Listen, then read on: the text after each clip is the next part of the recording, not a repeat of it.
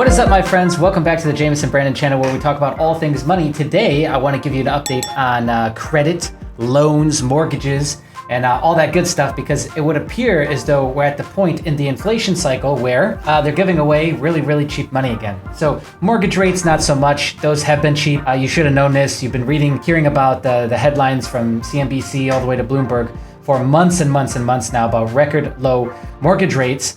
And those seem to be tapering off. Those seem to be coming to an end over the last 2 weeks. But the good news is that it would appear as though banks overall are still pretty loose in terms of what they're willing to give you for loans, as well as credit card offers too. So published this piece a couple weeks ago, back in the beginning of May. So 3-4 weeks ago now. You can check this out. This will be underneath the video. But you see here, this is the easiest one to kind of follow here, is red up is tighter standards, which we saw during the pandemic, and below the yellow line, or the zero line, is easier standards. So you can see now we are essentially at almost record low or easiest standards, going all the way back to 91. So there was a brief time in 91 going into the beginning of 92 where we saw about just a little bit lower than what we see now. So that's positive. If you were around in 91, if you were alive then, if you were getting credit or remember what the game was like back then, you'll know that it's pretty similar now. What I wanted to share with you is 2 key tools. All of this is free, by the way. I built this whole site because I obviously had my own credit journey. When we talk about money, you can't talk about it without mentioning credit cards. That whole side of not only just Americans, but Canadians, Europeans, we all have credit cards, loans, standards,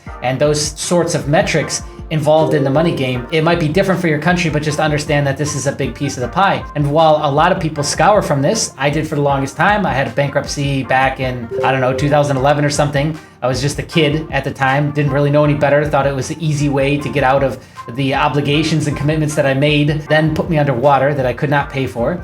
And it wasn't, but nonetheless, I didn't take credit building that serious at all, actually, until like the last couple of years, which is kind of sad. I'm in my 30s. And I think this is a pretty standard story for a lot of people, is not really knowing how to navigate this space. So anyways, I've talked about these tools before. I just had a big fat update with adding in all the new pre-qualified credit card offers. So as you can see, like dang near every single bank is offering a pre-qual of some sort. Capital One, Bank of America, Chase, American Express, Discover, Citibank, Wells Fargo, HSBC, FBNO, which is Omaha Bank, BBVA, which used to just be Colorado and a few other states, BB&T works in 17 states, Region is in 15 states, Merit, Deserve, that's an EDU, Lowe's, personal loan sites, those all pretty much offer you a pre-qualification process that doesn't hit your credit. So the whole point of doing these is that we go and they take a sneak peek at our credit that is not a hard hit or an HP hard pull, and they do what's called an SP or a soft pull, and we provide them with basic information. Even if you have to provide your full social security number,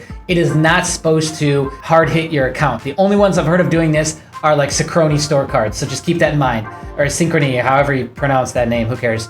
And so that's the only card that I know of that will say like, hey, just give us the last 4, and they still might do a hard pull. All of these, I've updated, I think 4 or 5 new ones to this that I didn't have there before. Not much has changed. I will say this though, is from what I've been hearing and what I've been reading in the forums, is that the Synchrony cards, which there's over 110 of them, they are now doing pre-qualification options, a lot of them. Sometimes you have to create an account on the store site. These are for like store-based cards. Sometimes you have to like go and dig for it. It's in the footer, or it's really hard to find, or it's kind of masked behind a couple other pages that you got to click around in, but they are there. The credit union and small bank game really hasn't changed either, but they have capped like what you can get on credit limit increases and things like that. Like I'll give you a great example is Navy Fed Credit Union, which I absolutely love this credit union. They are incredible in terms of how fast they're able to extend you lines of credit cards, etc., and just how willing they are to work with you. Keep in mind, Navy Fed really looks at DTI, debt to income ratio. They want it to be low, okay? So that means that your limits are low on your cards across the board. An example is that what they've done over the last like 6 months or so is cap the credit limit increase. It used to be maybe you could get a 3x, sometimes a 5x on the first credit limit increase. They've capped, it looks like across the boards, CLIs to 4,000. Again, that's just a standard down the middle. You might get higher, you might get lower. Don't come at me and say, hey, I got higher or lower. Just understand like that's kind of what they seem to be doing, that's their sweet spot. And others are doing similar, right? So maybe they'll cap you, a third or a quarter of what they were gonna do, still give you a credit limit increase. And some of them are definitely looking at different scores. Now that I'm seeing this, we're seeing a lot of scorecard 8 and 9s being used across TransUnion, across the Credit Karma and that kind of scaling system, the TransUnion scaling system, as well as up into the 8s and 9s on the Experian side too. So not a whole lot's changed there, even though we've got the new FICO model that's rolling out this summer. It's gonna take time for them to adapt. So that's a great place for you to start if you're looking to see what chances you have and what are your odds of getting one of these cards through a bank. There's a lot more to this. Like for example, Chase Bank uses a 5x24 model, meaning that you can't have more than 5 inquiries over the last 24 months. They pull Experian. That's a great data point to know, right? If you had no clue and just went and subbed all these apps, you'd have a ton of inquiries and you probably wouldn't get approved from any of them, right? So that's something that I actually break down in another longer page that I showed you in a previous video, which is the master credit card lender list. And that's where there's data points and all these little tidbits that you need to know. When you're putting together your plan of attack, meaning going out and getting new lines of credit, you need to know where everybody sits. Which bureau do they pull from? Equifax, Experian, TransUnion. Okay, what are they looking for? Is inquiries important to them? Is bankruptcies important to them? Is late payments important to them? You can find a lot of these things out with the data point section that we've got on this other page. But I wanted to wrap up and talk to my people who are close and near and dear to me, which are people that had bad credit. Because at one point, I'm pretty sure my credit score was less than 400. It didn't register for a while. Those people I could really speak to. And oh, here we go right here, a 470. And I do have that, I think, on the About Us page. I talk more about my credit journey and I show the proof of it being 470. But yeah, at one point it I think showed it registered as 0 on TransUnion on the Credit Karma scoring system. Anyways, nonetheless, there are options for you if you've got a BK, if you've got late payments, if you've got a low overall amount of credit that you're approved for and your utilization is very high. There are things that will work for you. Unfortunately, my Jewelers Club has recently closed their doors to new applications. That used to be my bread and butter because it was a $5,000 credit limit that was online only, guaranteed approval. It would just stretch your utilization.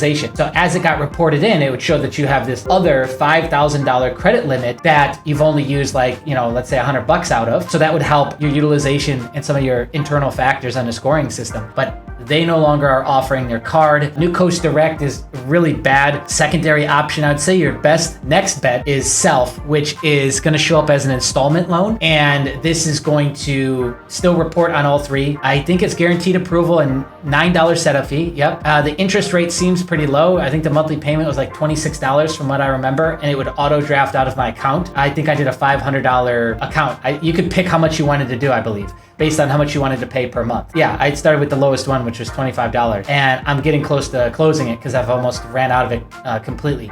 There's a new service that's called Upgrade. It's very similar. It shows up as an installment loan and you get approved for $2,000 to $25,000. The APR is much higher. So that gets you into like a much higher payment. Like you could be $150 to $250 payment, depending on what you get approved for with that APR. Yeah, I'm gonna be doing a full breakdown on that soon, testing that out still right now. But yeah, there are options if you have lower credit score. The Capital One cards do a whole lot better, but you see, I've got a whole list of things not to go into. They're just basically a bunch of duplicates and junk. But I will say that another good option you've got is like the Capital One Platinum card, and I think it's the Quicksilver card. And you can get the Quicksilver and the Platinum upgraded to a Quicksilver 1 at some point.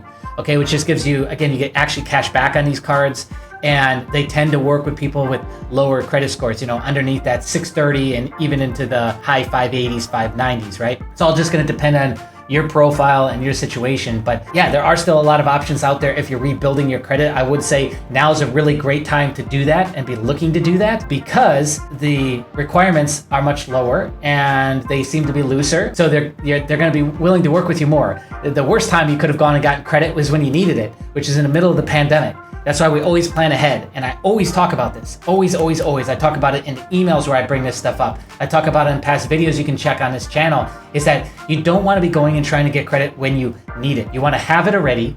It's there and established. And then you can go and get more. You can go and actually use these things. And it just works. It's just a better way of doing it, I guess is what I'm trying to say. Okay, so that's all I've got for you. I just wanted to come back to this topic and give you an update There's obviously a ton of new pre-qualification sites that you can check out for yourself. I know for some people it is exciting, even if you're not going to get these cards. The thrill or the excitement that you get of one of them accepting you or telling you that you're pre-qualified is pretty cool for a lot of people. Or if you do want to, in fact, go ahead and get these cards, now would be a great time to check them out and explore those options for yourself with your credit. You know, the PPP stuff just came out.